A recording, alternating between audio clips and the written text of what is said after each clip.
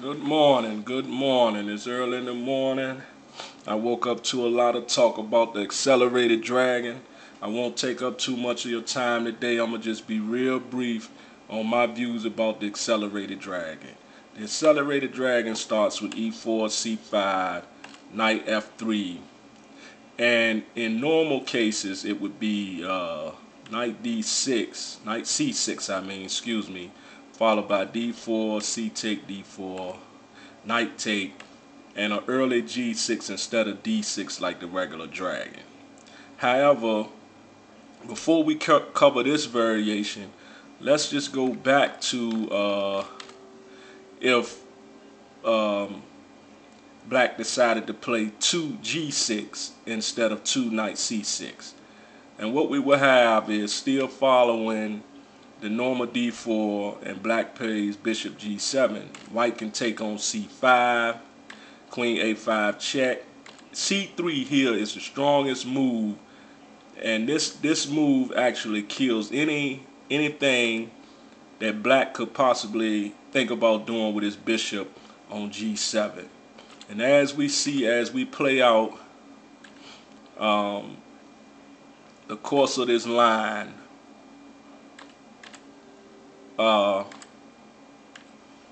from this point right here, white's okay, and black really doesn't have any threats, any counter activity whatsoever. However, going back one move, he could also play 9 knight c6 instead of d6, and of course that allows knight b5, and after queen a5, still okay. It's not much that black has going on. So if we go back again, back to our d6 line, knight b5 here is a little bit more potent because of the possibility of playing b4 and then capturing on a7. Alright, so, I'm just pointing out that for all of those that's talking that talk about the accelerated dragon, just know that it's been examined. Now back to knight c6, right? The normal moves d4, capturing, and now g6. Here, the theory of playing for the Maroxy bind with a c4 type of setup is what everybody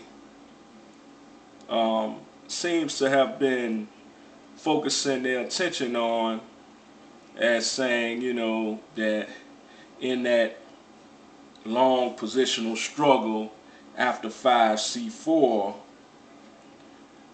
black can do this and black can do that. But what I would point out to the proponents of such a variation is, let us not forget Karpov Kavalak in the nice Olympiad in 1974. Now, of course, some things have changed since then, but Karpov totally paralyzed black to win that game. And what I like, though, and what I'm questioning is, what if white simply takes on c6? Now, of course, d takes c6 back, then queen take d8 check, and king take d8, bishop c4. So b takes c6, bishop c4, because in all variations, preventing d5 is the objective. And then after bishop g7, white can just simply castle. And now black has to figure out where he wants to develop his knight. If he goes to the normal f6, then white simply plays e5, and knight d4 drops a pawn, and knight e4 allows bishop take f7 check, king take f7, queen f3 check, and we got pretty much a Nice position steal for